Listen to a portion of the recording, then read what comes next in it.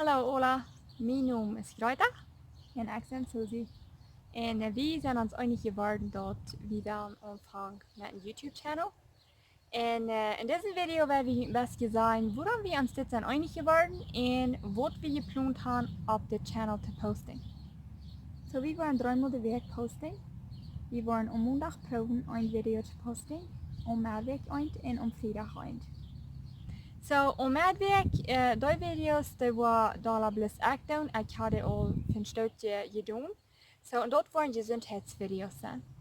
So die video's die waren hier al wezen boven zijn op de channel. En dat zijn dan daar blus, waar ik blus van gezondheid vertellen doe. Een beetje waarop mijn therapeut helpen deed en ze staat een beetje meer. So als ik dat dan leren en verstaan kan. Op maandag waren we dan eten meer. We waren allemaal proben een video om maandag wordt er dan blus wat zijn eten meer.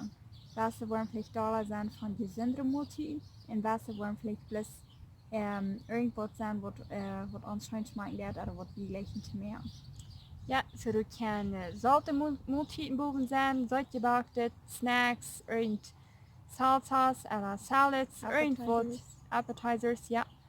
Wat allemaal wie dan die week geloven wat we ons janken te filming, dat we dan merken en proben dat te filming verdient.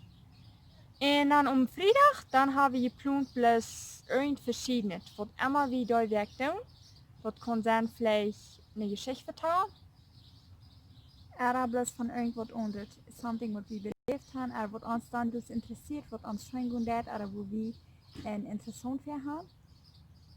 So basically om vrijdag waar je een beetje duiken kan in onze Welt checken, wo die kan zijn. Weet alle wat we doen. So du wordt nicht eigentlich das andere sind, om vrijdag kan je irgendwas expecting. So hoffentlich war das einmal kein exciting home. Wir haben das noch kennen auch nicht getan. So wir lernen machen dort wieder down. So wenn unsere Videos nicht 100% sind, oder deswegen haben wir noch kennen auch nicht getan. So ons Ziel met dit is dat we wel een proben gaan met moed te spreken met dit wat we doen. En hopelijk kon je dat moed geven en de vrijheid geven dit te kijken. So eens wensen we je weer een goede tijd en dan hebben we ons later. Ja, hopelijk kan je een doel leren door dit.